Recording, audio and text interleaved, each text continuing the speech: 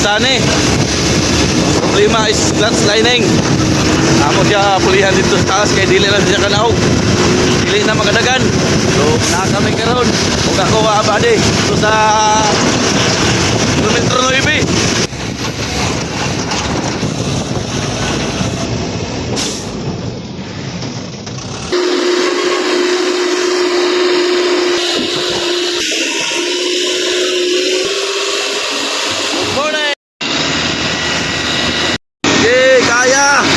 Subidahon pa lang naong, subidahon pa lang kaysada.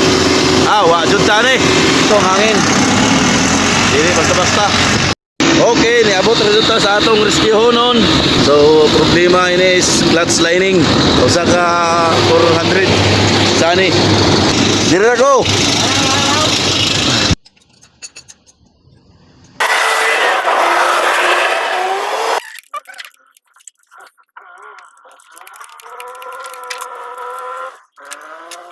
So wala na. Sunog na lining.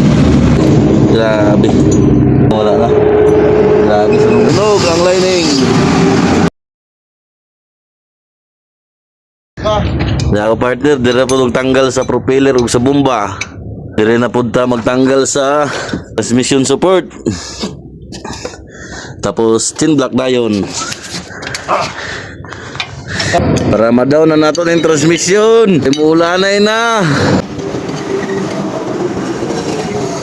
Wala ka puti. Matangtang sa imong gumpa sa yatay. Bantay anak kay kuan na. Grabe na kadukag. Ngayot lagi ka. Release na yun ang iyang clutch lining. Na na, pressure plate, di na ka bali. Sige pagbali. Ha? Bali sa bala. Gi, 1, 2, 3. Kaya lagi na. So, sakwat. 1, 2, 3. 1, 2, 3. Iya po eh. 1, 2, 3. Diha sakwit. Gay. Yaon sus. Ay maliit na bagay tong.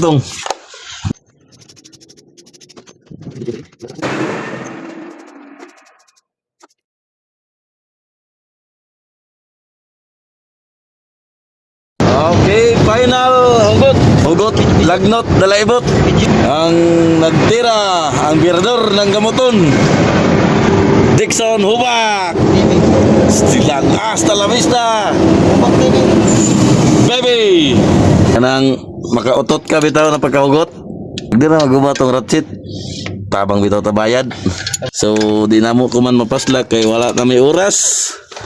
So ipadayon na lang muna sa adlaw kay rest day nagugma.